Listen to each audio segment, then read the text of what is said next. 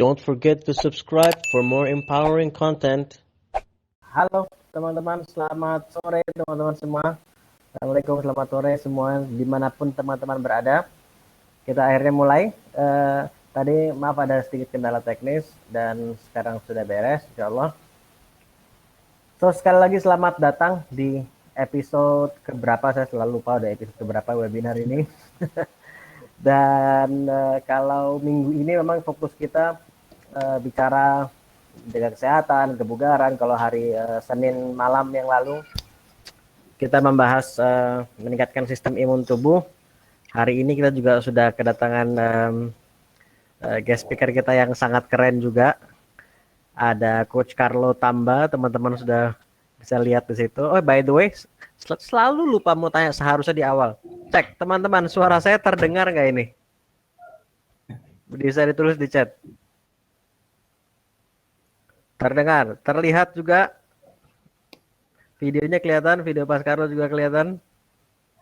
Oke, sip. Thank you teman-teman semua. Nah, jadi kita bicara menjaga kebugaran di rumah aja. Dan Coach Carlo ini juga sebagai fitness development manager di 20 Fit, nanti dia akan cerita lebih jauh. Dan saya mau tanya nih sama teman-teman semua nih, rata-rata bisa ditulis di bagian chat situ, di kolom chat, datang dari mana aja nih? Karena dari webinar ke webinar, pesertanya datang dari tempat yang berbeda-beda atau bahkan dari negara berbeda juga. WNI yang di negara lain juga ada. Oh, wow. Jakarta, Bandung. Jakarta. Hai Tami. Jakarta, Bandung. Oh, jadi di sekitar Jakarta dan Bandung nih kayaknya sejauh ini nih. Oke, mungkin nanti sambil yang lain mungkin datang juga. Kita mungkin ada yang masih on the way. So, sekali lagi saya mau menjelaskan secara simpel untuk teman-teman yang belum pernah menggunakan webinar Ninja ini. Yang kalian sudah gunakan tadi itu kolom chat ya, jadi bisa digunakan di situ di sebelah kanan situ. Kemudian seiring berjalannya webinar nanti, kalau teman-teman punya pertanyaan, pertanyaannya jangan ditulis di bagian chat karena nanti hilang ke atas. Jadi kalau kamu punya pertanyaan, tolong pertanyaannya ditulis di bagian questions. Kalau kalian turun ke bawah, scroll ke bawah, ada option button questions, polls, dan offers. Kelihatan nggak? Coba. Kalau kelihatan silahkan tulis di bagian chat. Ada questions, polls, dan offers. Kelihatan? Ya, oke. Nah, jadi kalau kalian punya pertanyaan bisa open question di situ, kemudian tuliskan pertanyaannya di situ. Jadi saya nanti akan memoderasi pertanyaan-pertanyaan itu akan berdasarkan pertanyaan yang ada di bagian question di situ ya, bukan di bagian chat. So, sedikit cara menggunakannya sudah. Jadi ini it's very user friendly, cuman saya mau memastikan teman-teman tahu apa aja fiturnya dan bagaimana menggunakannya. Nah, kemudian sebelum kita masuk bicara soal menjaga kebugaran, saya sendiri juga mau share ke teman-teman semua sedikit mengenai I'm on my way, karena saya tahu yang hadir di sini juga dari belum tentu semuanya sudah pernah tahu I'm on my way itu apa. Saya sendiri sebagai co-founder dari I'm on my way. Jadi fokus kita di I'm on my way sekali lagi adalah pada personal development. Jadi kita memfasilitasi baik individu, institusi, baik perusahaan, institusi pemerintah atau non-profit sector juga. Fokus kita kalau organizational development kita fokus ke organizational culture, kita membantu institusi untuk membangun budaya organisasi, mendesain budaya organisasi, dan mainly yang paling utama fokus kita sebetulnya ada di personal development. Saya sendiri kalau ditanya, Li, tujuan hidup lu apa sih? Tujuan hidup saya adalah mempermudah orang agar mereka bisa menemukan dan menjalani tujuan hidup mereka. Itu yang sudah saya jalani dan sedang menjalani terus. Dan kalau di I'm on my way itu sendiri sekarang kita juga sudah sangat banyak institusi, kalau kita bicara institusi ini di luar yang sifatnya individu gitu ya, yang juga sudah kita fasilitasi juga klien-klien kita juga. Nah, dan sekarang dalam situasi pandemi seperti ini, tentunya kalau kita biasa ngadain workshop yang sifatnya offline, sekarang kita nggak bisa ketemu tatap muka langsung. Jadi kita juga ada pembelajaran-pembelajaran course yang sifatnya online. Nah, dan online course ini sebetulnya tidak hanya untuk orang di Indonesia saja, tetapi juga di luar Indonesia. Jadi kita deliver online course dalam bahasa Inggris, tetapi juga ada subtitle atau teks dalam bahasa Indonesia juga, ataupun pilihan bahasa Inggris juga ada. Nah, selama pandemi ini online course kita ingin lebih banyak orang bisa menggunakannya, kita ingin buatnya lebih terjangkau. Jadi selama pandemi ini kita buat promo untuk online course kita promo 90%. Jadi so you can access, ada 3 course di Udemy. Yang pertama bicara soal discovering your life purpose, 90% off. Teman-teman tapi harus menggunakan link yang ada di samping nih, bit.ly /purpose_ di rumah aja. Itu untuk course Discover Your Life Purpose. Kemudian yang kedua adalah Hacking Your Negative Emotional Habits. Itu juga 90% off. Linknya yang di sebelah kanannya bit.ly /hacking_ di rumah aja. Dan yang ketiga, yang tadi terkait dengan organizational development dan organizational culture, ada designing and systemizing organizational culture juga 90% off. Linknya adalah bit.ly /culture_ di rumah aja. Ini link ini, promo ini berlaku sampai akhir bulan April. Dan courses ini bukan hanya teman-teman mendapatkan knowledge-nya, tapi juga dilengkapi dengan exercise yang bisa kalian gunakan juga. Jadi membuat course ini juga sangat praktikal. Dan silakan ini mau di-share ke yang lain juga boleh. Ini berlaku sampai akhir April, so manfaatkan sebaik-baiknya juga. Nah, dengan itu saya mengucapkan terima kasih teman-teman semua sudah hadir di sini. Saya juga mau appreciate sekali semangat teman-teman untuk tetap belajar, untuk tetap berkembang, untuk tetap menjaga kesehatan, kebugaran juga. Nah, kalau untuk itu lebih baik mendengar jangan dari saya, tapi dari orang yang ahli. So, saya mau langsung masuk ke Mas Carlo. Mas Carlo, sekali lagi terima kasih sudah hadir di sini. Sudah meluangkan waktunya, tenaganya juga untuk share sama teman-teman semua di sini. Dan wah, luar biasa. Dan sebelumnya boleh Mas Carlo, saya kan tadi bukan cerita, bahkan menyebutkan lebih tepatnya Coach Carlo sebagai fitness development manager di 20Fit, tapi can you share more tentang apa sih yang dilakukan sama Mas Carlo about yourself? Is that okay, Mas Carlo? Can you hear me right? Yes. First of all, say hi dulu dong buat semuanya yang dari Bandung, Jakarta, Mahmuda, Tami, Rania, Raymond, Peggy, and everybody else yang udah di grup. And thank you buat Mas Ali yang udah mengundang saya. Ini kayaknya the third time ya I'm involved speaking for I'm on my way, right? Ada yang di lokasi, ada yang di lokasi, ada yang sempat ke daerah agak jauh gitu loh sama Edwin. Nah, saya memang bekerja sebagai fitness development manager di 20Fit. Nama saya Carlo Tamba. Tapi saya bekerja tepatnya di Fitco sekarang. 20Fit is one of the brands managed by Fitco. Fitco is a healthy lifestyle mobile application available di Android sama di iOS. We just launched last year di bulan Agustus tahun 2019. Now, as a fitness development manager, my role is to oversee the development and learning development of all the coaches, semua personal trainer atau physical trainer di tempat kita sebut dengan coach. Karena kita mau build a culture where personal trainer is not just, orang yang spotting di gym atau hanya menghitung repetisi yang dilakukan oleh kliennya. A coach is someone who oversees everything that a person needs and facilitate whatever a person needs in order to be fitter and healthier. Termasuk beberapa rekomendasi, bukan medical recommendation ya, tapi rekomendasi pengarahan tentang nutrisi, apa yang perlu dilakukan, latihan yang tidak perlu dilakukan juga. So it goes beyond than just being in the gym atau di studio, tapi in their daily lifestyle. And at the same time saya juga manage konten fitness yang dikeluarkan oleh 20Fit, termasuk latihan, kelas, education yang perlu dibagikan ke masyarakat, karena these days dengan begitu mudahnya akses ke segala informasi, orang justru makin bingung dan banyak juga orang yang ada pihak nggak bertanggung jawab yang mengambil kesempatan, contohnya di saat-saat corona seperti sekarang ini, menjual hal-hal yang bersifat imun booster, atau misalkan untuk mencegah COVID, makan ini supaya bisa menghindari virus. Semuanya nggak punya scientific base, tapi menggunakan ketakutan yang muncul di masyarakat untuk mempromosikan produk mereka, yang sebenarnya merupakan cara singkat atau kayak jalan tikus, bukan sesuatu yang sustainable. Nah, arahnya saat ini 20Fit pengen seperti itu. Kita want to be part of the educating the society to understand what wellness means, not just fitness atau health. Now, about myself a little bit, my name is again Carlo Tamba.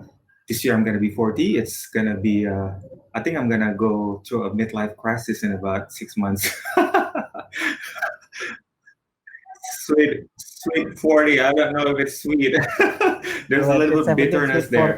And saya asalnya dari Sumatera Utara. Saya pindah ke Bandung waktu usia saya 16 tahun, ikut orang tua. Lalu kemudian lulus di Universitas Pajajaran di jurusan akuntansi. Dan kemudian pindah ke Jakarta tahun 2004. Nah, sana Jakarta di sini saya bekerja pertama kali sebagai auditor di sebuah kantor akuntan publik Big Five. Tahun 2007 pindah ke sebuah multinational corporation yang bergeraknya di industri tobacco atau tembakau, dan kerjaan saya adalah business development, kemudian berpindah menjadi IT finance analyst. So far away dari dunia fitness. Tapi tahun 2012, waktu itu ayah saya meninggal nih. Nah, somehow, walaupun saya sedih, tapi ada big burden yang diambil dari bahu saya. Saya ngerasa kayak, okay, this is not what I want to do with my life. Gitu. Jadi saya memutuskan untuk berhenti dari multinational corporation tersebut, karena saya berhenti dari organisasinya, tapi yang lebih besar lagi adalah dorongannya untuk keluar dari industri tobacco itu, karena it's really an unhealthy industry. Dan selalu alasan dipakai adalah ini menyerap tenaga kerja ribuan, ibu-ibu segala macam. So they're hiding behind an excuse yang sebenarnya bisa dialihkan ke tempat lain. So I really wanted to get out of that industry. The organization itself is a really good organization yang sangat memperhatikan development dari semua karyawan dan kesejahteraannya. So I love the organization, but I hate the industry, so I decided to leave the company, dan saya pursue my passion in fitness. Sebenarnya saya mengenal fitnessnya semenjak tahun 2009.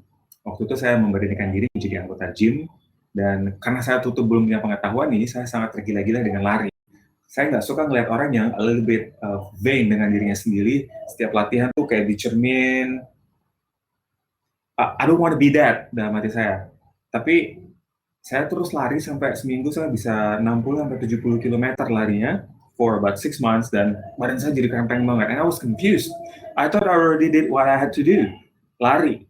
Ternyata waktu itu umur 29, dengan segala macam informasi di internet pun saya masih nggak tahu bahwa lari itu bukan sesuatu yang untuk menumbuhkan otot, justru dia banyak menghabiskan otot dalam proses kita melakukannya secara terus-menerus. Nah, semenjak itulah saya mulai belajar lagi dan makin mengerti fitness, sehingga tahun 2011 saya mengambil sertifikasi pertama saya, tahun yang saya udah nggak naif lagi ya, dan mulai menekuni di bidang fitness sebagai pelatih fisik. Makanya saya memutuskan untuk berhenti tahun 2012 dan menjadi personal trainer. It was quite a big struggle, Mas Ali, karena stable income tiap month, terus support dari company, and suddenly I became a personal trainer, boom. Ini sampai nggak kelihatan lagi tangannya. So, saking turunnya nggak kelihatan lagi nih, harusnya segini kan, terus segini.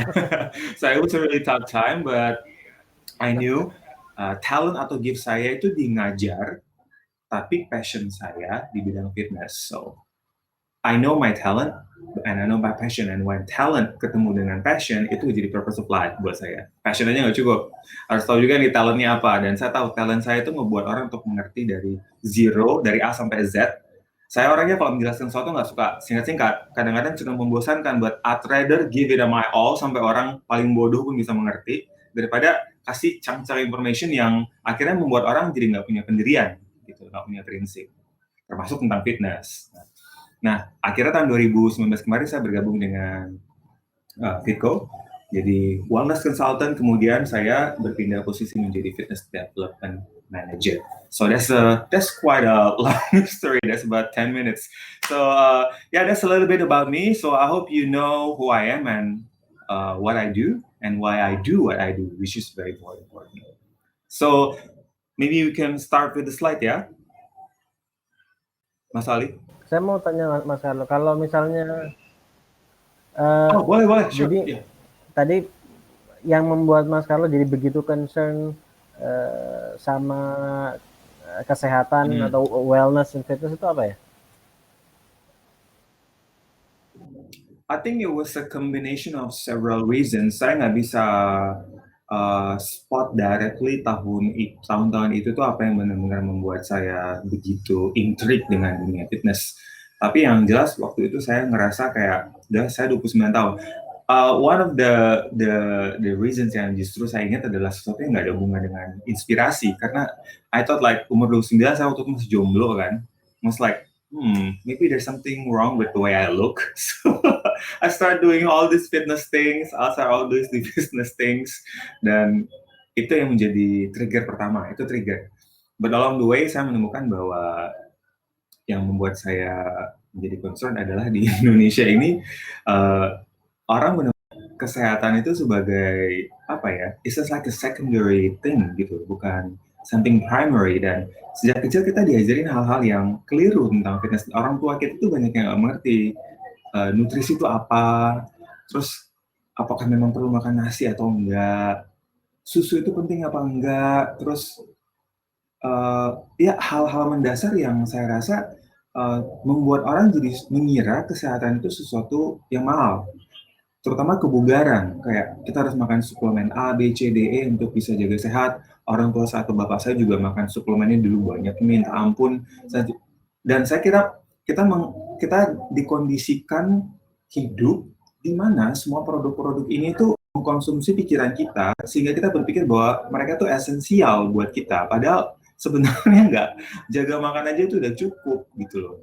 Dan itu yang setiap hari selalu jadi struggle saya, karena apalagi di dunia sosial media sekarang, semuanya bisa jadi influencer, semuanya bisa bilang korset itu bisa bikin perut lebih ramping, semua orang yang Kim Kardashian contohnya dengan followers ratusan juta, atau DT bisa bikin orang lebih sehat, and all these things is very annoying, karena dari dekade ke dekade caranya sampai ke masyarakat itu jadi berbeda-beda, nggak akan pernah habis gitu loh. So I decided to be in the part of fitness industry, walaupun nggak bisa eradicate semua kekacaubalauan informasi ini, at least people that I'm close with, saya bisa influence mereka untuk lebih kritikal dalam mengambil keputusan.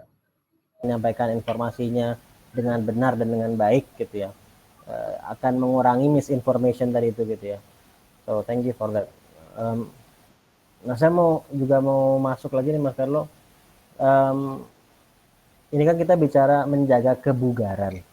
Nah, kemudian kata kesehatan dan kebugaran ini kan sering digunakan apakah kadang berdampingan atau kadang saling ganti-mengganti juga, interchangeably juga antara kesehatan dan kebugaran. Sama atau beda sih kebugaran dan kesehatan tuh? Dan kalau beda, apa bedanya sebenarnya?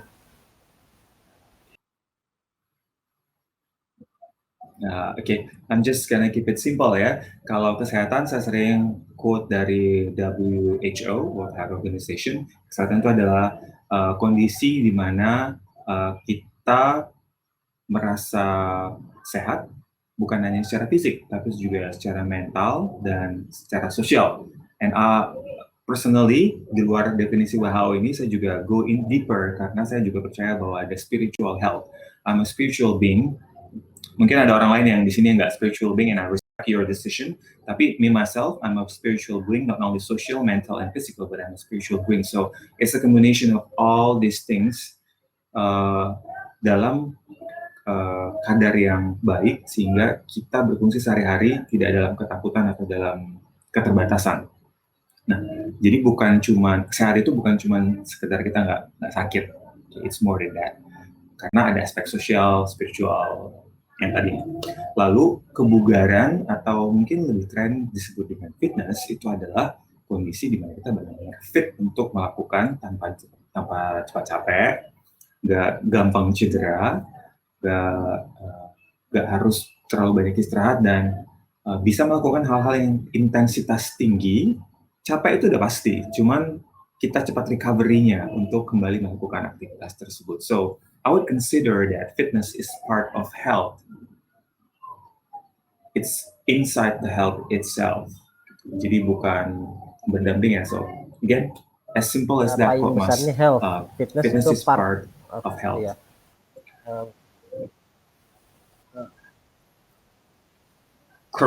Correct. No. Or sering juga disebut dengan wellness, ya.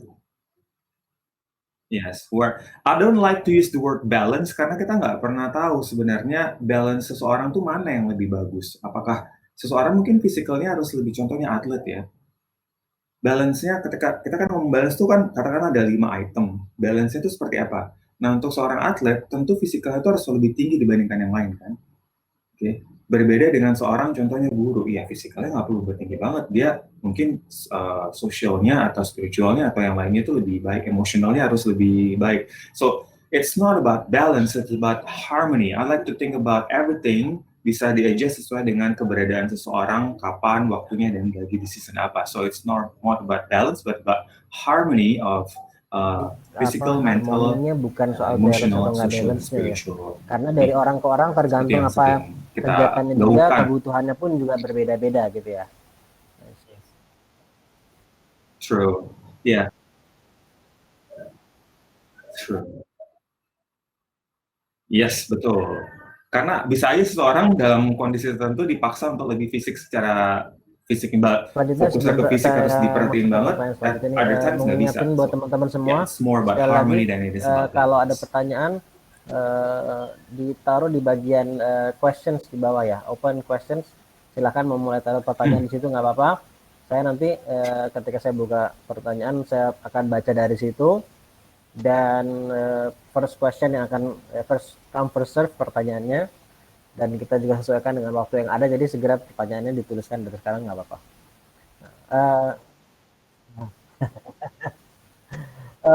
Nah terus Mas Carlo, kalau bicara menjaga kebugaran juga yang pastilah berkaitan dengan kesehatan lah ya pasti.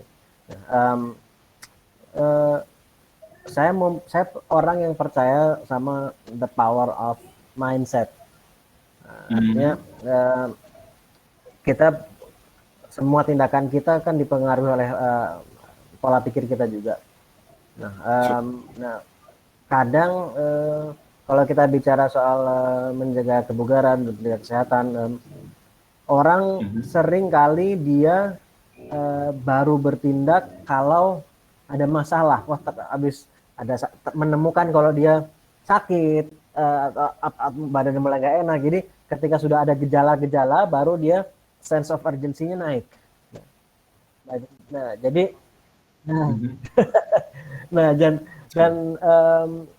sedangkan itu kan jatuhnya jadi mengobati ya, bukan. Sedangkan kita bisa menjaga, menjaga kebugaran. Jadi kalau bicara mindset atau mungkin self talk, apa sih yang mungkin ada nggak ya Mas Carlo lakukan self talk tertentu, atau seperti apa mindset Mas Carlo dalam menjaga sense of urgency tadi agar betul-betul menjaga kebugaran gitu, bukan cuman kalau pas gak enak aja.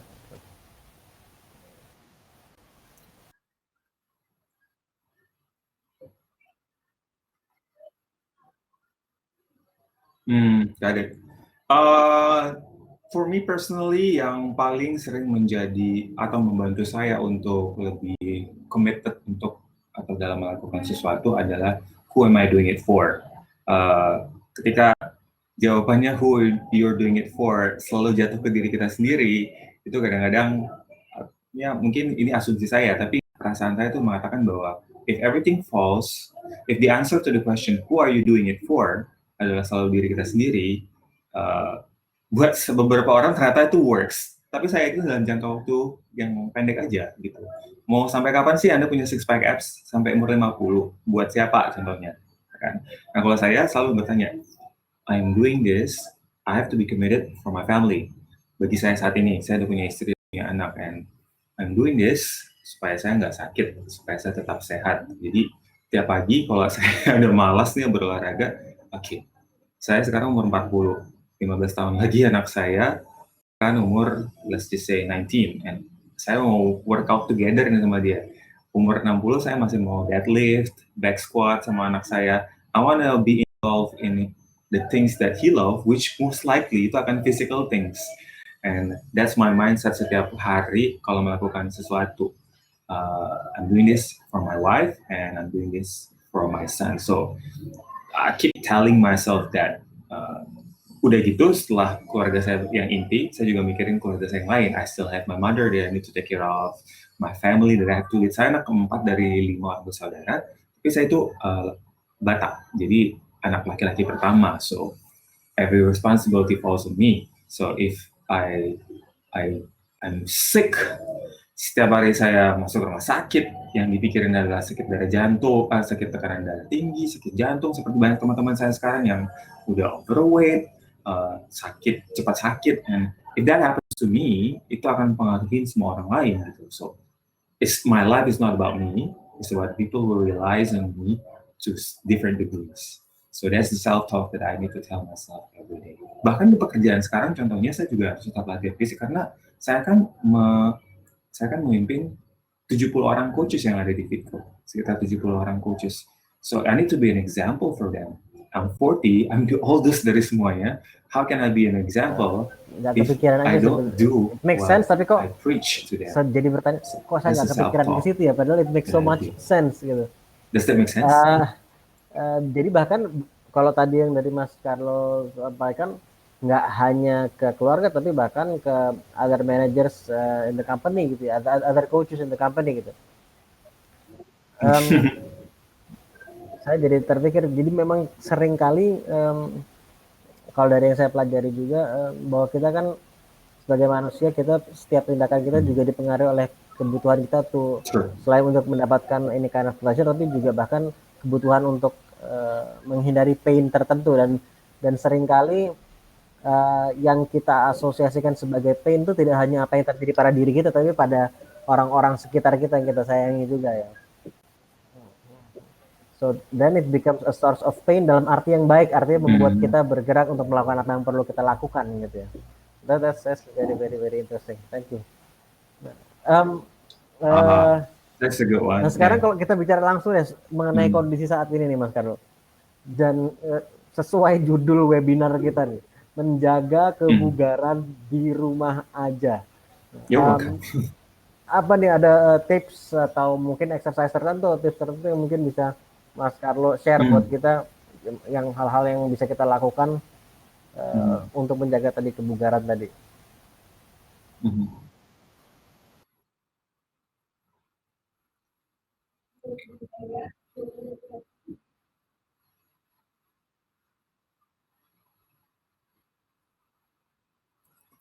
Okay. So kalau kita ngomong kebugaran nih, nah kita kan ngomong kesehatan tadi, it's a wide aspect ya. There's a wide range of components, ada emotional, physical, spiritual, social, dan juga physical. Nah, kebugaran tuh memang spesifik seringnya di bagian physicalnya. If that makes, I think now we have I hope now we're on the same page ya tentang kebugaran. Nah, kebugaran kan memang berhubungan langsung dengan fisik. Sekarang kita mau tahu, mau dig more. Kebugaran fisik itu komponennya apa aja? Bukan cuma latihan sebenarnya yang penting. Ketika terjadi semua WFH ini, yang justru yang paling saya sering harapin terjadi itu adalah orang ngerti dan menggunakan kesempatan ini untuk banyak beristirahat. Now, I don't know apakah orang udah melakukan itu. You know why? Karena justru dengan segala macam akses kita untuk teknologi seperti sekarang, which is good, but segala sesuatu di dunia ini kan udah ada dua sisi ya.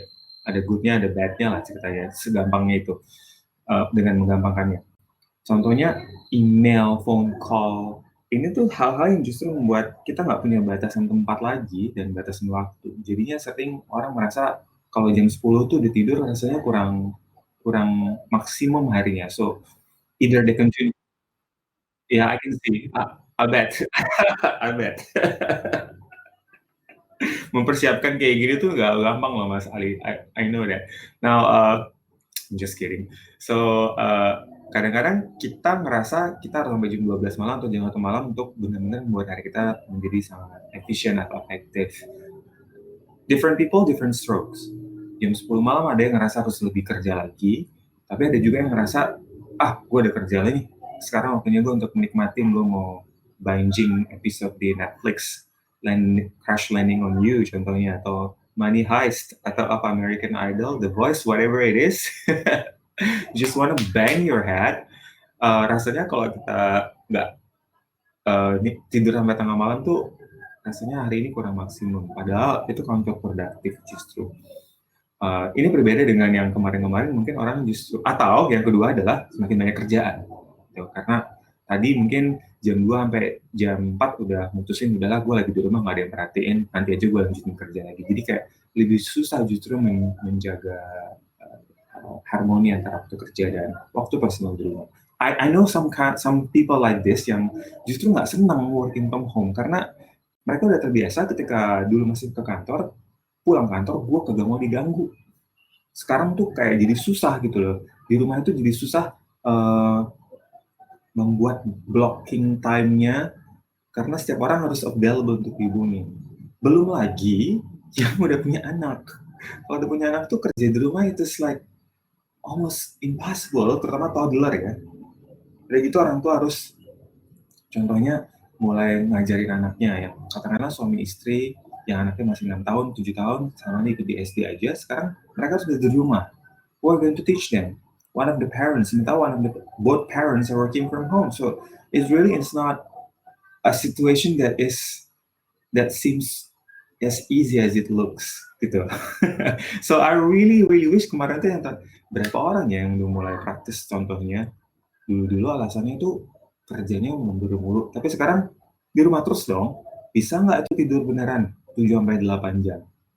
Itu satu kebugaran fisik. Yang kedua dari akar kebugaran fisik adalah latihan. Now that semua orang kerja di rumah, nggak ada alasan dong harusnya gua kadang too many options itu membingungkan. Nanti latihan apa nih di rumah? Nggak tahu. Are you serious nggak tahu mau latihan fisik apa? Di YouTube ada millions.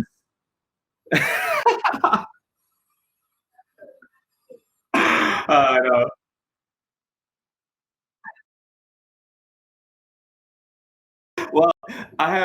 Let me explain to you. Di channel di YouTube itu udah ada ratusan sampai ribuan, puluhan ribu segala orang yang sekarang berlomba-lomba. You know, all those personal trainers sekarang berlomba-lomba workout from home. You just need to follow one of them.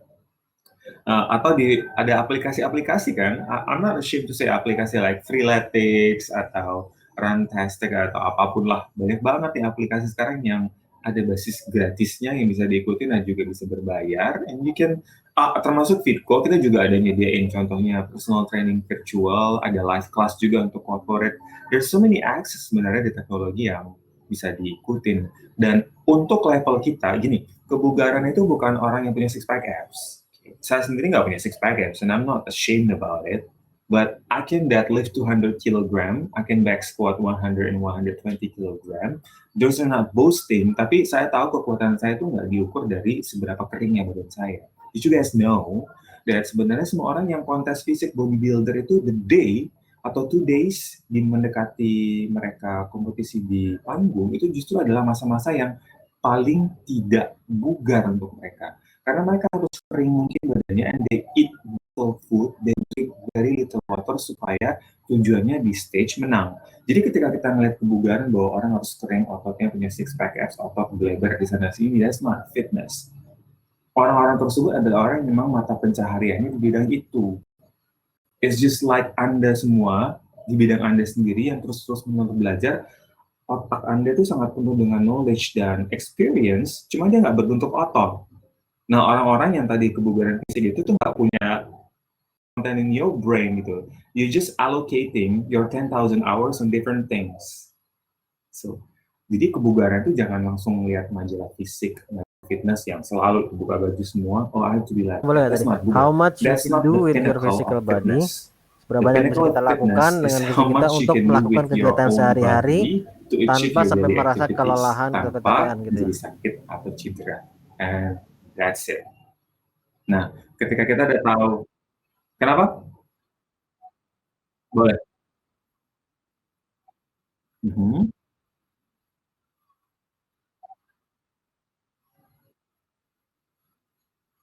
Oke. Betul, that's Ya, ya. fitness. Silakan lanjut, Kak.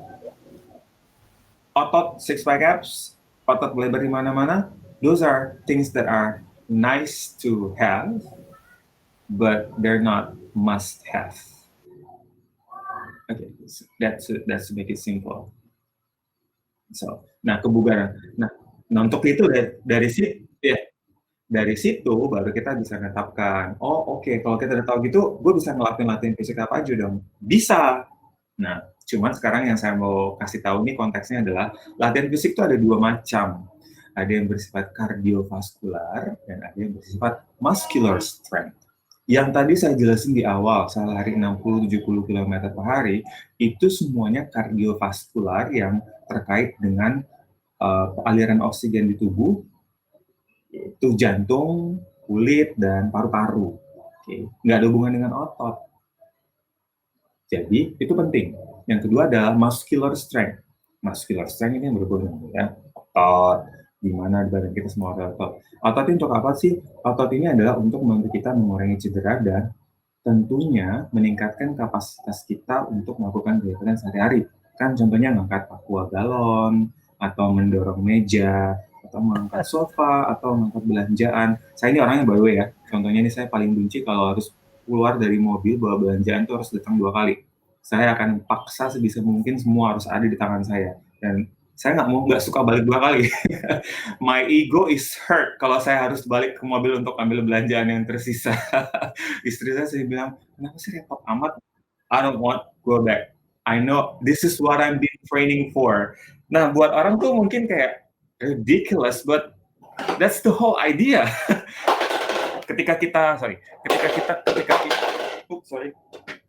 ketika kita rutin latihan fisik, kita punya kapasitas yang lebih besar gitu. Nah, orang lainnya nggak punya kapasitas fisik seperti saya di tempat sekitar saya, mereka akan ngeliatnya sebagai sesuatu yang ridiculous.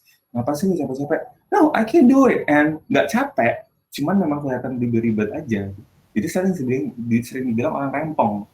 Makanya karena kalau travel, saya suka bawa banyak barang, bawa TRX saya, bawa matras saya, rempong amat. Ini nggak rempong, udah deh. Kalian bukan yang bawa kan? Yang bawa kan saya. I didn't ask for your help, so go away. Saya sering kayak gitu, so I like it. Saya suka bahwa kapasitas saya untuk melakukan banyak hal dalam kehidupan sehari-hari itu lebih besar daripada orang lain. That's the purpose. Nah, jadi itu muscular strength. Beda dengan kardio. Nah, kardio itu apa aja? Lari, berenang, naik sepeda, sifatnya repetitif. Jadi dia nggak akan membuat kita terengah-engah. Nah, jogging lari itu berbeda dengan sprint.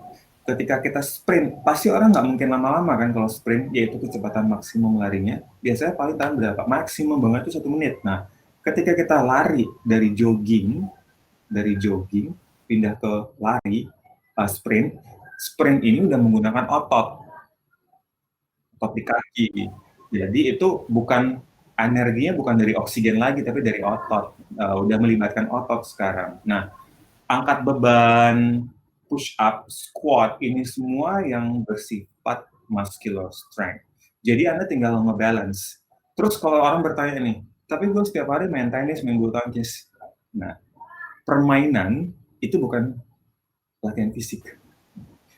Tujuan kita bermain. Tujuan kita main bulu tangkis, main tenis, main basket, sepak bola, pingpong. Itu memang ada unsur kardio. Nggak ada unsur muscular strength, jarang. Tapi kita melakukannya untuk menang, bukan untuk sehat. Makanya semua atlet juga ada latihan fisik. Latihan fisik atlet sehari-hari itu banyak banget.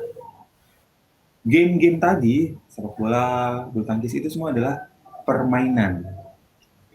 Mereka melibatkan skill.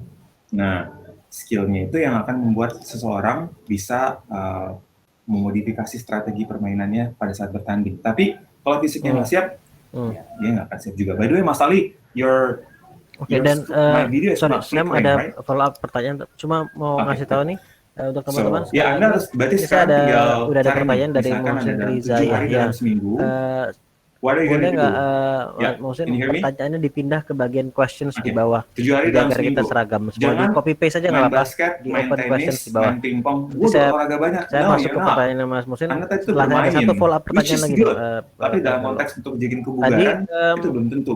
Makanya ada orang yang udah main tenis oh tiap ya, hari, tapi oke, udah body kalau itu fatnya tetap saya bacain. tinggi. Cuman untuk yang lain nanti Karena coba dia di nggak ngelatih bagian muscularnya juga. questions.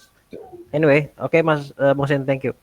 Saya bacakan pertanyaan setelah ini. Saya ada satu follow up sedikit nih buat Mas Carlo. Dari yang tadi Mas Carlo sampaikan, jadi kalau permainan tadi, tapi bukankah itu juga terlepas kita niatnya untuk apa gitu ya? Untuk menang tadi Mas Carlo bilang, bukankah tetap dia ada efek yang baik untuk kardiovaskular tadi? Ya. Oh, error kata Musin. Huh? Oke.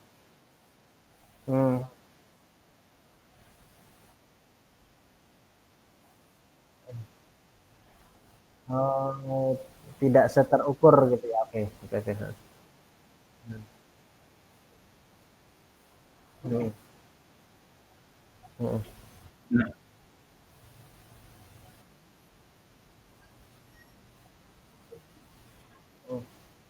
ada. Cuman kalau saya ditanya sebagai coach nih, I cannot measure how much effort you put there, right? Orang bermain basket udah 5, yang bermain di belakang terus, ya main basket 1,5 jam sama dengan timnya, tapi dia cuma di belakang terus.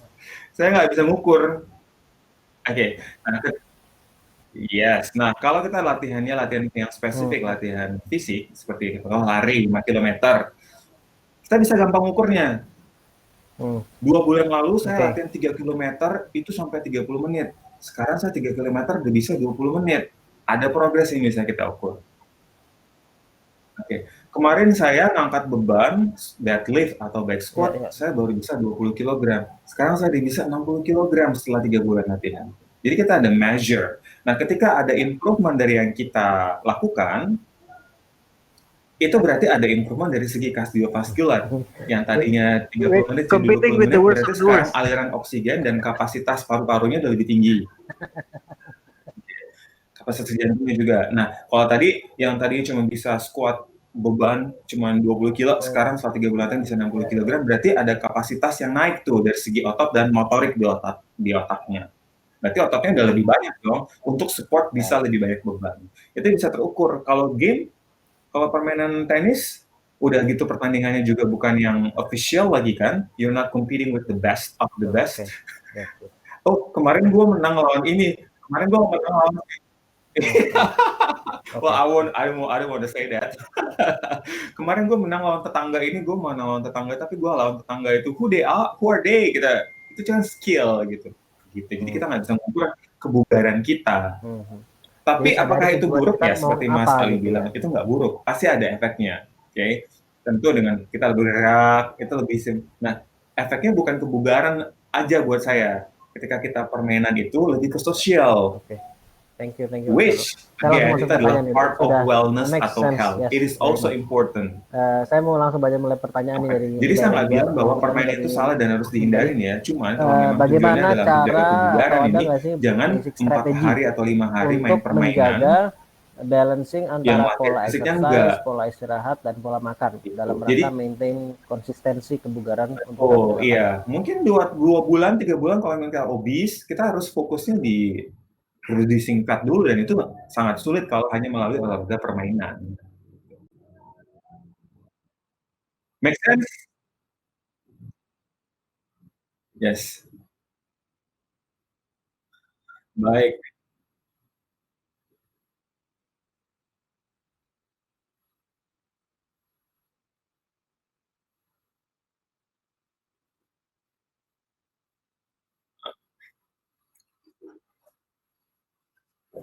Oke, ini yang saya terjadi, I'm gonna retrieve my experience back then ya.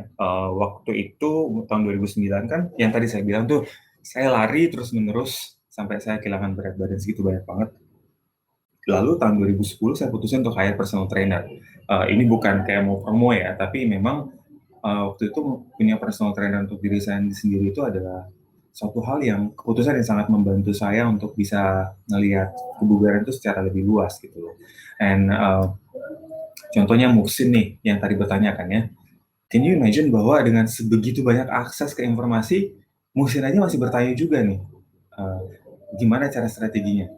So menjaga balancing antara pola exercise, pola istirahat, dan pola makan untuk maintain konsistensi kebugaran long term itu perlu kita lihat kondisi kita saat ini dulu. Kita harus sit down, lihat agenda kita, lihat habit kita sehari-hari itu apa aja, baru kita bisa mendeteksi mana yang harus kita hilangkan dan atau harus kita ganti sama sekali. Gitu. Contohnya kita mulai dari pola exercise. Mungkin coba lihat nih dalam seminggu. Minggu ini kemarin udah latihan berapa kali? Di hari apa? Di jam berapa? Itu jangan-jangan belum ada. Latihan.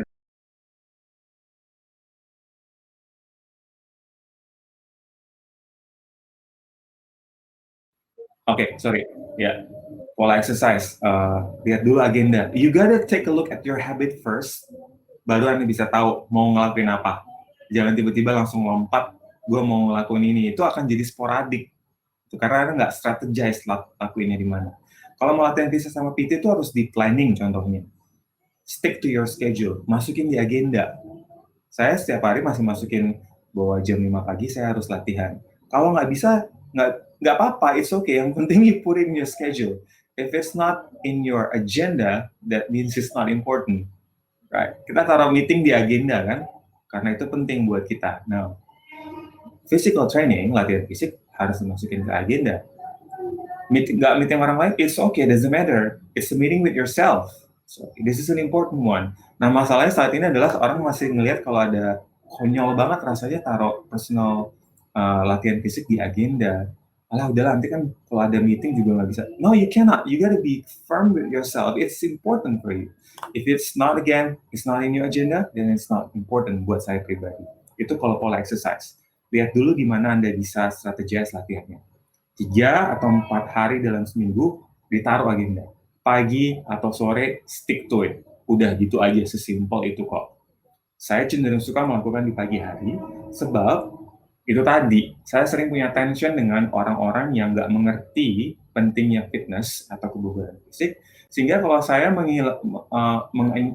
menghilangkan mereka dari prioritas saya di sore hari, saya dianggap konyol. Dan sadly, saat ini the world is still like that. Jadi saya sering lakukannya di pagi hari. Belum lagi tiba-tiba ntar istri saya minta tolong ini, atau anak saya tiba-tiba nangis, tiba-tiba sakit. Pagi itu yang paling aman deh pokoknya buat saya untuk melakukan latihan fisik. Nah, untuk pola istirahat, saya biasain, don't worry, I also struggle, karena susah ya, sekarang handphone udah makin canggih, makin enak, makin seamless, tapi sebisa mungkin saya coba jam 9.30 itu udah shut down cell phone, dan supaya karena kan kita mau tidur 7-8 jam. Kalau kita tepat sebelum tutup mata masih lihat-lihat, the effect of blue radiation, blue light-nya itu ke mata kita, mengirimkan sinyal ke otak kita bahwa kita belum siap untuk istirahat. Dan itu takes about 30 to 40 minutes tanpa blue light tersebut, supaya otak kita cepat dalam proses kita mau istirahat nih, gitu. Jadi kalau kita lihat cellphone, terus kita tutup mata, ini efek blue light-nya masih membuat otak kita bekerja, gitu. Jadi kalau Anda, yes, you can Google it. There's a lot of information about that.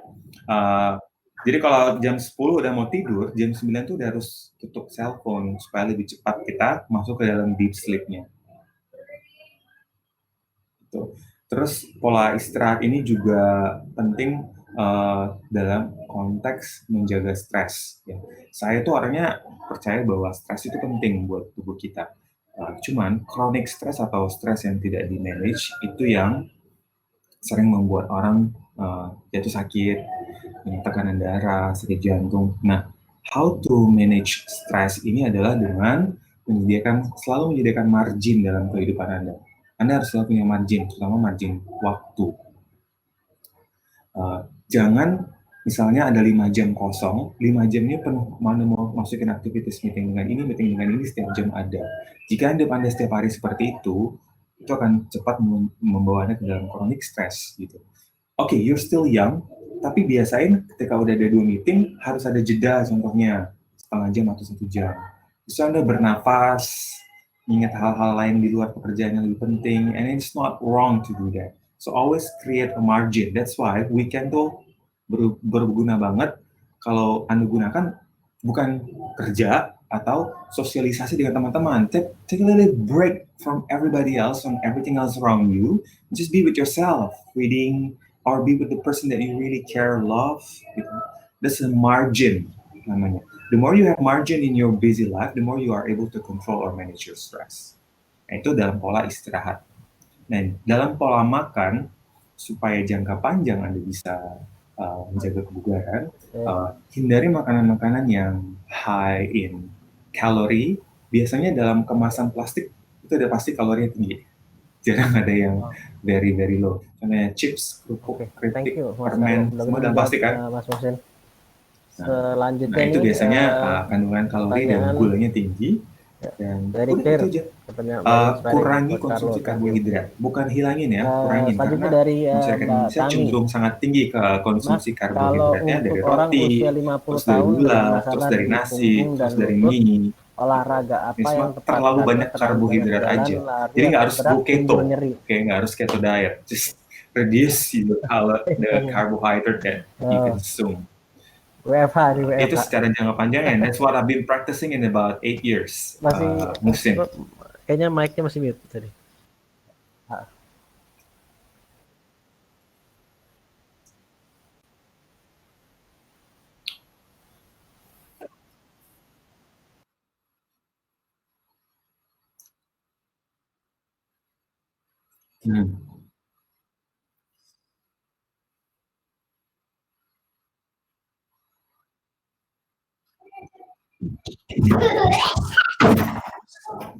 Oh, sorry, that's my son.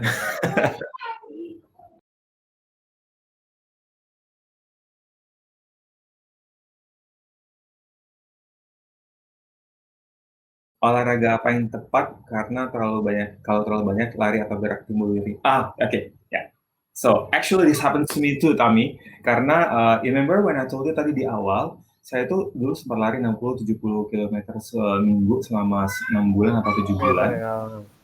Efeknya baru saya rasain sekarang karena udah ada sedikit gangguan di lutut saya. Walaupun saya masih bisa lari, but I choose not to do too much running.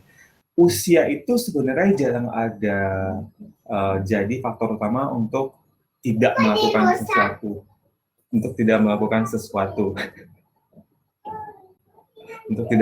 sesuatu. Cuman yang saya ada asumsi nih, yang kami alamin sekarang itu sebenarnya adalah sebentar ya, Mas.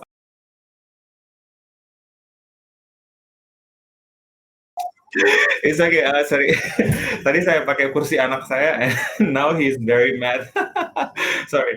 So, saya rasa yang kami alamin itu adalah akumulasi dari yang dulu kami pernah lakuin atau nggak lakuin. Jadi, bukan gara-gara Tami usianya, mungkin bukan Tami ya, mungkin ibunya ya. Usianya itu sebenarnya nggak ada masalah dengan jalan, lari, atau gerak. Olahraga yang tepat, saya tetap rekomendasiin jalan. Okay? Cuman komposisinya aja, jangan setiap hari berjalan. Nah, ketika udah diatur nih, contohnya Senin, Rabu, atau Jumat berjalan, 20 menit aja setiap pagi, which is very good. You get sunlight as well, you get fresh air. Sehabis itu, ada yang sering orang lupa lakuin, yaitu stretching, atau mobility exercise, atau flexibility exercise. Nah, mobility atau flexibility exercise ini sangat membantu recovery kita. Nah, seringnya orang yang sering jalan atau lari nggak melakukan ini. So, how do you get that? Banyak latihan-latihan seperti yoga yang sebenarnya nggak terlalu intens. I'm not talking about yoga yang bisa berdiri dengan satu tangan, terus kaki ditekuk ke belakang sampai kayak kalajengking. No, it's not. It's apapun yang Anda lihat dengan, kan orang-orang di yoga ini di sosial media sering posting pictures yang very, wow, that's so crazy, I wish I can do that. No, you don't have to do that. Seperti, mereka tuh sama seperti bodybuilders, okay? They take it to the next level, but you don't have to be on that next level. Nah, Anda bisa melakukan, yang usia 50 tahun bisa lebih banyak melakukan itu juga, Tami. Jadi memang nggak usah lari. Saya nggak merekomendasikan lari buat banyak orang, karena in our daily lives, kita sebenarnya jarang dituntut untuk lari juga kan. Yang justru kita sering tuntut itu ada sprint sebenarnya kan. Contohnya lagi di airport, terus setelah pesawat, kita bukan lari loh, kita sprint secepat mungkin kan. So, atau ketika ada panci udah mulai mendidih, terus kita kan lari cepat-cepat terbirit-birit ke belakang. Kita bukan jogging santai, enggak. Kita ada sense of urgency, jadi saya nggak berapa nganjurin lari juga, kecuali untuk rekreasional. Nah, spesifik lagi buat Tami, jangan hilangin jalannya. Dan yang kedua, mulai untuk angkat beban juga. Klien saya yang sekarang paling tua adalah ibu yang berusia 65 tahun. Seminggu sekarang masih latihan 2 kali sama saya, sama anaknya juga yang umur 40 tahun. Dan sekarang dia udah bisa angkat 20 kg, sampai 8 repetisi, atau sampai 10 repetisi deadlift. Dia back squat, pegang dumbbell di sini, pegang dumbbell di sini, pegang bisa 10 dan 10 kilo, dan bisa 8 repetisi. So, tapi kalau udah 50 tahun, belum pernah, I really recommend you do that dengan personal trainer. Intinya adalah bukan mau ngangkat berat ya, berat-berat banget. Intinya adalah building the strength. Banyak orang yang masalah di punggung atau di lututnya itu terjadi karena mereka nggak punya otot yang kuat di sekitar joint tersebut, di sekitar spine tersebut. Ketika ototnya nggak kuat, dan ada suatu tekanan yang diberikan ke area tersebut, akhirnya nerima adalah lutut joint-nya atau spine di tulang belakangnya, bukan ototnya. Itu, So that's what I said tadi, otot itu sangat penting untuk menjaga kita. Saya habis baca ada Dr. Dewi di situ, jadi stronger you have, the more muscles you have, the more ability that you support your joints atau spine-nya supaya tidak menerima terlalu banyak load. Lebih ke otot, karena muscles itu bisa menerima itu tanpa bagaimana? Yeah. So, again Tami, jangan kurangi jalannya, tapi nggak perlu lari. Dan kalau bisa, lebih banyak stretching. And it would be very, very good kalau bisa memperkenalkan diri untuk latihan beban. Karena latihan klien saya yang tadi umur 65 itu ibu-ibu, dia mulai latihan umur saya waktu umur 63 tahun. And secara regular saya tambah bebannya 2 kilo, tambah 2 kilo, tambah 2 kilo. There you go, that's for Tami.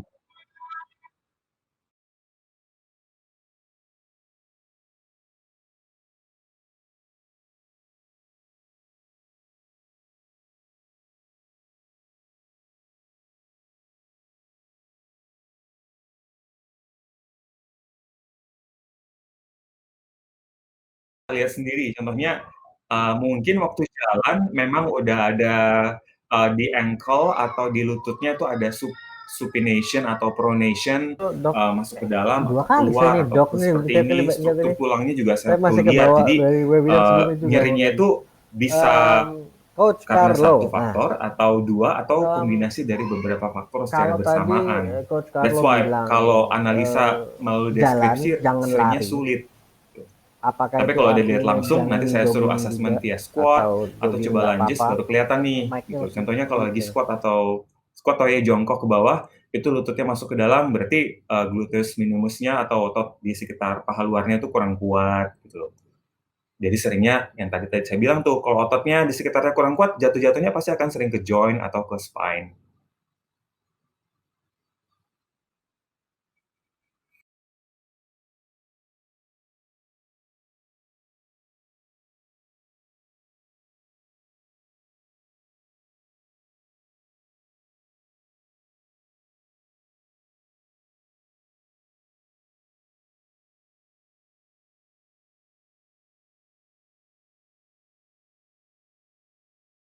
I really recommend my clients to do jogging, mendingan jalan cepat.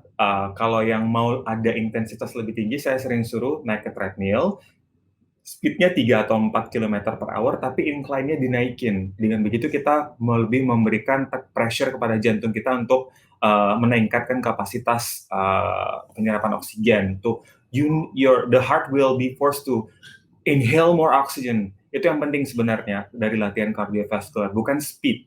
Jadi kalau lari, jogging, atau cardiovascular exercise yang penting itu bukan speed lari gitu loh, tapi lebih pada kapasitas jantung dan paru-parunya. So, I don't recommend jogging karena jogging itu very repetitif dan seringnya ketika otot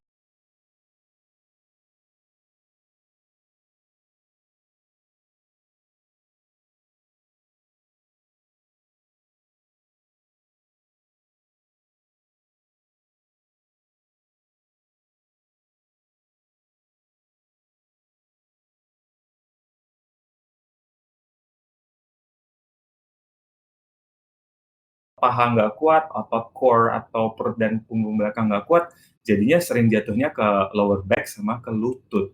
Karena kan ketika setiap kali kita melangkah, bayangin gini, berat badan seseorang 80 kilo, ketika dia jogging, meninggalkan ground, terus tiba-tiba landing di satu kaki, itu hampir 1,5 kali berat badannya yang dirasakan oleh kaki kanannya, contohnya yang mendarat. Jadi bukan satu berat badan aja, tapi 1,5 kali berat badan gitu. Efek yang dirasakan oleh kaki di lutut dan di pinggulnya. Dan itu berulang-ulang, berbeda dengan lari yang cepat sprint tadi yang pakai otot banyaknya. Jadi saya seringnya menganjurkan untuk berjalan aja. Oke, thank you, Coach Carlo. Saya masuk ke pertanyaan selanjutnya. Oh, ada ya? Ada pertanyaan dari Mbak Yasinta. Selain ada 2 pertanyaan selanjutnya. Kalau gitu kemungkinan dari waktu yang kita punya mungkin ini adalah 2 pertanyaan terakhir gitu ya. Baik. So, Matt. ya tapi kita lihat ya, tergantung lah, kita lihat nanti. Saya akan try to stick with the time. So ini dari Mbak Yasinta. Mbak Yasinta, selain jalan sehat 2-3 kali sehari, jika bisa digantikan dengan kegiatan lainnya seperti dancing, karena pernah saya baca bahwa dancing salsa 15 menit dapat disetarakan dengan lari 30 menit. Gimana menurut Mas Carlo?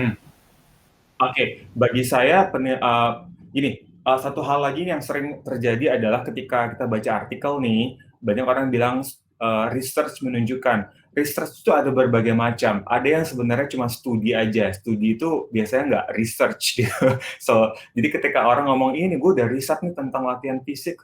Wait, Anda nggak bikin tesis untuk dipresentasikan dan diperdebatkan orang. So you're not actually researching anything. You are observing.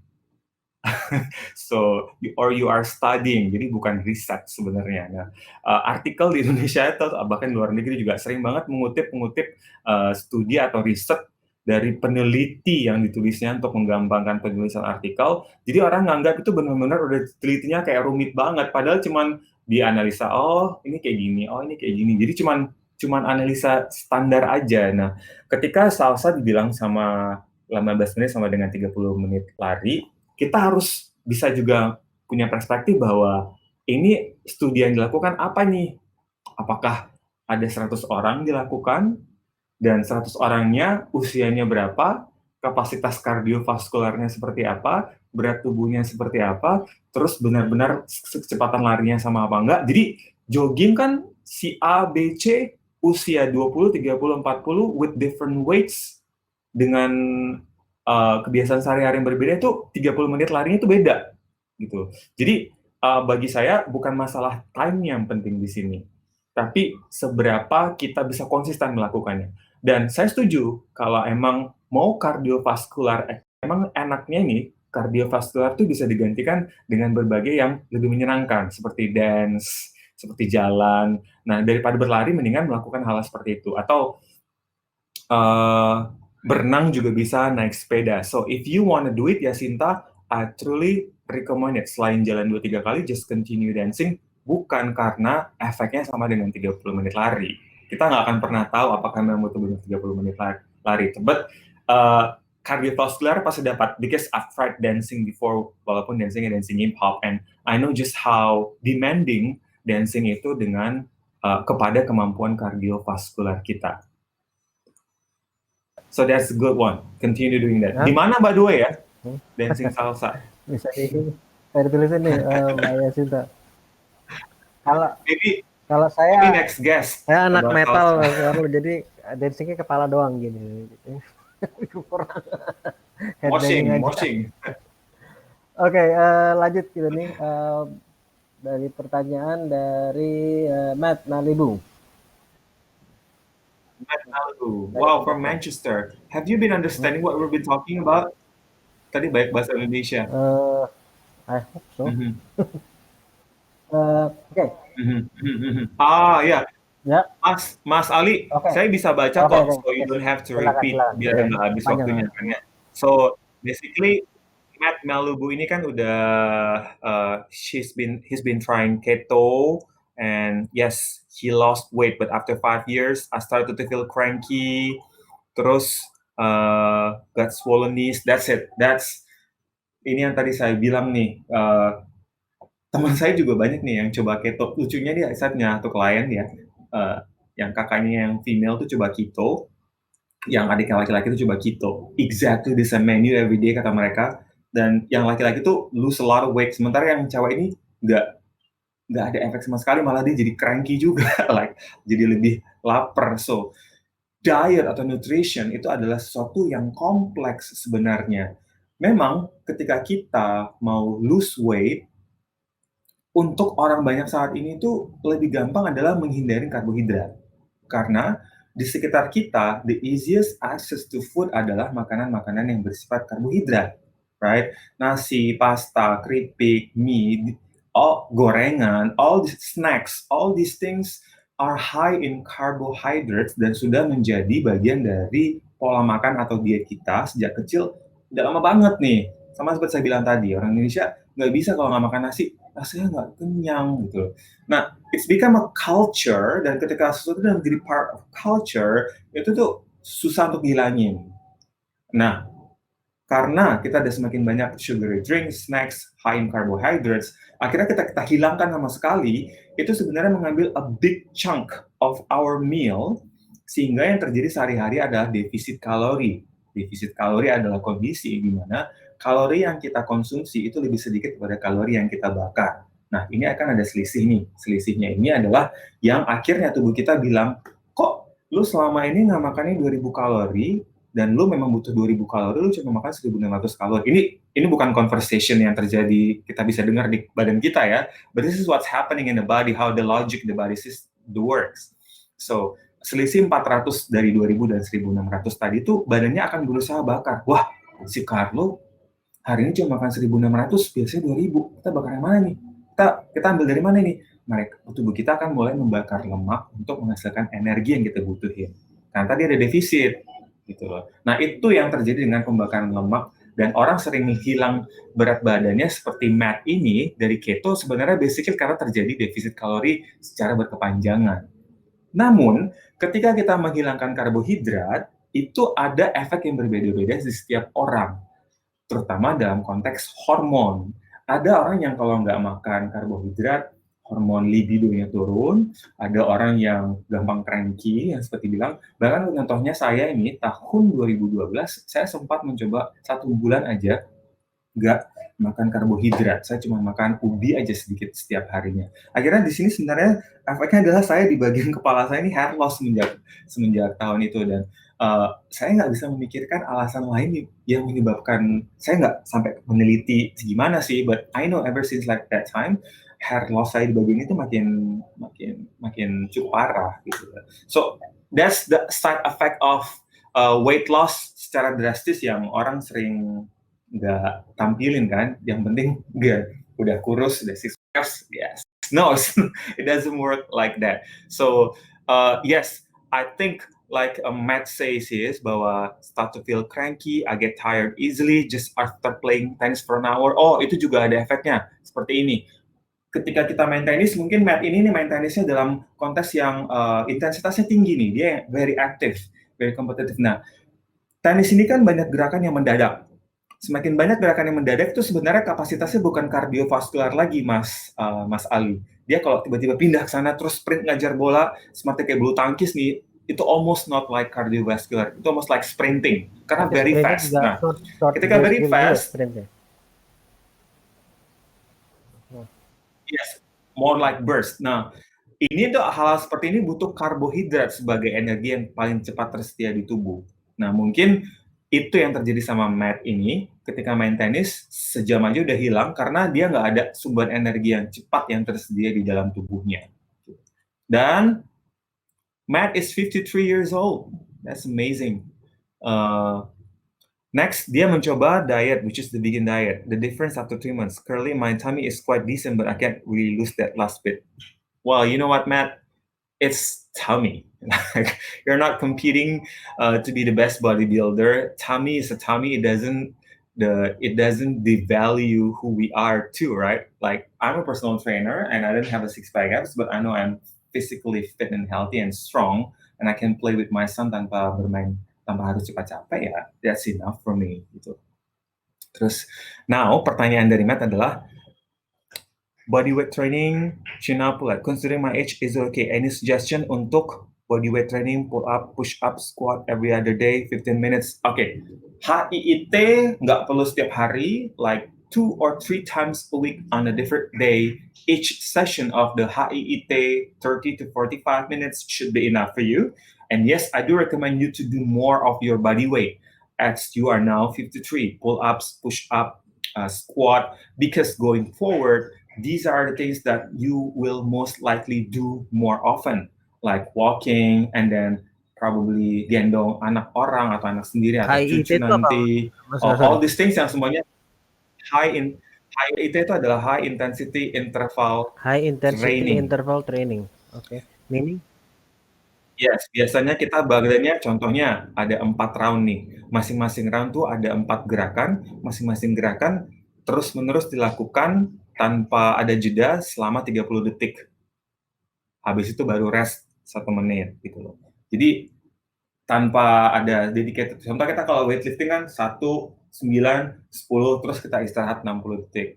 Nah, kalau high intensity interval training itu things that are done in a very fast way, tapi very minimum rest.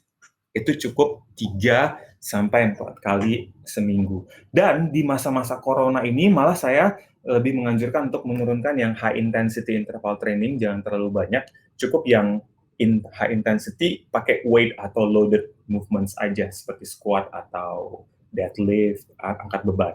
Tapi nggak usah terlalu tinggi high intensity-nya. Karena pada saat kita melakukan terlalu banyak high intensity, gini, manusia itu tidak ada yang tambah kuat pada saat sedang berlatih fisik. Pada saat kita sedang berlatih fisik, we're basically destroying the entire system in order, muscle terutama ya, cell muscle, in order for that muscle untuk ketika sudah recover menjadi semakin kuat. Kayak Dragon Ball, kayak Vegeta yang makin dihancurin itu dia makin kuat. You know, it's similar to that, but it's not like that. Kita nggak bisa jadi terbang terus buat kamehameha. Cuman ketika otot kita latihan nih, saya latihan atau saya angkat ke atas, itu ototnya lagi dihancurin saat itu. That's why sehabis itu makanan apa yang kita konsumsi, istirahatnya sebaik apa, itu yang akan menentukan menjadi faktor kita menjadi kuat. So we don't get stronger during our exercise or workout, we get stronger during the recovery, ketika semua sel otot kita udah recover dan menjadi lebih kuat. Jadi saat ini ketika kalau makin HIIT itu kan destroying the cells, right? Nah, kalau destroying the cells tuh daya imun tubuh juga jadi sibuk untuk bantuin recovery-nya itu. Makanya jangan terlalu intens latihannya kalau buat saya di masa-masa kita lagi di corona ini, kecuali Anda bisa memang make sure bahwa Anda nggak keluar, nggak terekspos dengan banyak, karena kerjaan saya contohnya, walaupun saya melatih fisik, walaupun kita semua gymnya udah ditutup, saya sekarang selalu ke studio untuk menyediakan fasilitas untuk buat coaches bisa melatih fit to fit, latihan one-on-one secara virtual. Kliennya di rumah, coachesnya tetap harus ada di salah satu tempat kita untuk menjaga profesionalisme, karena kita nggak pengen seorang coach itu melatih dari tempat tidurnya, dia lagi leyeh-leyeh gitu, terus kliennya di sana latihan fisik, atau coachnya lagi di dapur sementara kliennya lagi latihan fisik di rumah. No, it has to be in the studio yang kita jaga kapasitasnya sehari itu dalam 1 jam harus cuma ada maksimum 5 orang coach di sana, dan saya harus ke sana gitu loh. Nah, dengan alasan ini saya masih sering terekspos dengan orang lain, saya tetap menghindari terlalu banyak latihan yang high intensity, tapi lebih kepada strength training, nggak terlalu cepat-cepat aja. Coach Carlo, thank you so much. Gitu. Terima kasih banyak. Mudah-mudahan tadi juga menjawab untuk Matt Malibu yang di Manchester, Indonesian living in Manchester. Oke, Mas Carlo. Yes. Ya. Bertarunglah Dragon Ball. Very insightful. Very insightful, Mas Carlo. Wow, thank you so much everybody. Dan saya yakin teman-teman semua di sini yang hadir juga mendapatkan wawasan baru dan insya Allah bisa menjadi ilmu yang nggak hanya bermanfaat tapi dimanfaatkan, gitu ya, untuk tetap menjaga kebugaran dan kesehatan kita juga. Nah, ya betul. Termasuk saya juga. Tapi pelaku ya. Termasuk saya juga. Dan kalau yang mau ada kontak atau anything yang kalau kita mau tahu tentang Mas Carlo, where can we find you? Oke. Right now saya lagi memang fokus ngerjain Fit yang dari 20 Fit. Mas Ali boleh nggak if I open my slide and just the last page, so everybody else can get a feeling of what I am doing. So I just open the slide, right? Open the slide. So I had this presentation ready, but I'm not gonna go one-on-one. Hey, your health is your freedom. That's important to know because without health you cannot do anything. It's like being in a prison. Nanti ini sambil Mas Carlo buka, nanti ini akan kita email juga ke semua teman-teman ya Pak, dokumen ini ya, filenya ya. So this is what Fit itu adalah one-on-one personal training yang kita lakuin dari cell phone to cell phone, and if you want to contact and try it, just WhatsApp that number atau go to the Instagram account. Kita lagi ada trial untuk semua orang mencoba karena masih agak produk yang baru dan not everybody is familiar dengan dilatih personal trainernya dari cell phone. If you want to try it, we have like a trial promo right now. It's about it's for free. Coba 1 kali sesi dengan salah satu personal trainer kita yang ada di sini. So if you want to, nanti tinggal cek aja ke slide ini, ntar bisa di-share sama Mas Ali ke semua peserta kok. Yes, akan saya share. That's all. Oke, dan teman-teman, saya juga mau mengingatkan juga sekali lagi bahwa ini kita akan ada webinar selanjutnya dan next webinar untuk 2 webinar selanjutnya minggu depan. Yang pertama itu hari Selasa tanggal 21 April sore juga. Kita membahas compassion in the time of crisis dengan Dr. Haidar Bagir. Dia adalah CEO dari Grup Mizan dan dia juga adalah board dari Compassion Action International. Ini juga sangat-sangat menarik. Ini penulis filosof juga, dan banyak sekali yang saya yakin teman-teman bisa dapatkan dari Dr. Haidar Bagir. Dan juga nanti ada bonus free ebook terbaru, judulnya belum dikasih tahu, tapi akan ada free ebook yang juga teman-teman bisa dapatkan juga dari webinar ini. Dan kemudian hari Sabtu minggu depan, bukan Sabtu besok ini ya, di tanggal 25 April siang, kita bicara berkarya sejak muda dengan Robinson Sinurat. Dia adalah pendiri Mimpi Besar Indonesia dan influencer juga, dan dia sekarang juga ada di salah satu staf di staf khusus presiden. Jadi bukan staf khusus presiden tapi staf dari staf khusus presiden. Jadi ini adalah anak muda yang sangat-sangat produktif juga, berkarya banyak di Indonesia Timur, sangat-sangat menarik juga. Dan daftarnya kemana, seperti kemana teman-teman daftar untuk webinar ini, di imonmyway.id/webinar. Jadi bisa langsung daftar di situ. Dan juga saya mau mengingatkan tadi untuk teman-teman yang mau manfaatkan voucher untuk 90% off untuk 3 courses kita ini, berlaku sampai akhir April. Masing-masing linknya seperti yang teman-teman lihat di sebelah kanan, bit.ly/purpose di rumah aja, hacking di rumah aja, atau culture di rumah aja, itu masing-masing untuk course yang berbeda. So dengan itu saya sekali lagi mengucapkan terima kasih banyak eh, Coach Carlo dan teman-teman semua sudah hadir dari Indonesia sampai UK. Mudah-mudahan bermanfaat, mudah-mudahan dimanfaatkan, jaga kesehatan juga, dan insya Allah mudah-mudahan situasi ini segera reda. Saya selalu bilang mudah-mudahan juga kita melihat situasi ini reda dari lebih cepat dari yang kita bayangkan, tapi ya Tuhan berkehendak, kita tapi juga harus bertindak gitu ya. So thank you, mudah-mudahan semua menjaga kesehatan, terjaga kesehatannya, nggak hanya teman-teman semua tapi juga teman-temannya, keluarganya semua selalu dalam keadaan sehat. Dan kita ketemu lagi di webinar selanjutnya. Sekali lagi terima kasih banyak Coach Carlo Tamba. It's been an honor to have you here. Dan webinar ini akan kita upload di YouTube.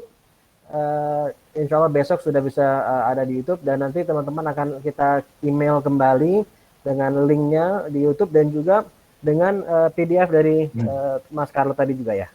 Thank you everybody. Thank you Coach Carlo. Terima kasih Have a good semua. day. Sampai Bye. ketemu. Assalamualaikum. Bye.